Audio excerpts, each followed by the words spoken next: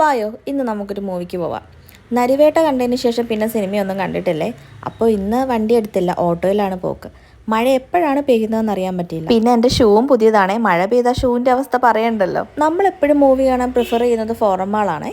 Forum മാളിലെ theatre എന്തോ ഭയങ്കര കംഫർട്ടാണ്. ഒട്ടും കംഫർട്ടല്ലാത്ത ഡ്രസ്സ് ഇട്ടിട്ടാണ് ഇന്ന് ഞാൻ സിനിമയ്ക്ക് വന്നേക്കുന്നത്. അതുകൊണ്ടാണ് നടക്കുമ്പോഴും ഇരിക്കുമ്പോഴും എല്ലാം എനിക്ക് ഡ്രസ്സിനോടൊരു ഇത്.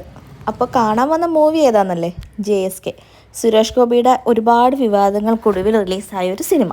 ഈ മൂവിയുടെ ഫസ്റ്റ് പോസ്റ്റർ കണ്ടപ്പോൾ മുതലേ എനിക്ക് ഈ സിനിമ കാണണമെന്നുണ്ടായിരുന്നേ. പിന്നെ വിവാദങ്ങളൊക്കെ അതിൻ്റെ വഴിക്ക് നടക്കും. എപ്പോഴും നമ്മൾ തിയേറ്ററിൽ കുറച്ച് നേരത്തെയാണ് എത്താറ്. പിന്നെ അവിടെ ഇരുന്ന് പോകുന്നവരെയും വരുന്നവരെയും എല്ലാം വായി നോക്കുക, അവരെ കമൻ്റ് അടിക്കുക, അങ്ങനത്തെ ഓരോ പരിപാടികളായിട്ട് കുറച്ച് അധികം നേരം അതിൻ്റെ ഉള്ളിൽ തന്നെ ഇരിക്കുവേ. ആരൊക്കെ പോപ്കോൺ മേടിക്കുന്നുണ്ട്, ആരൊക്കെ ചായ വാങ്ങിക്കുന്നുണ്ട്, എല്ലാം നോക്കി എണ്ണിപ്പറക്കി അവിടെ തന്നെ ഇരിക്കും.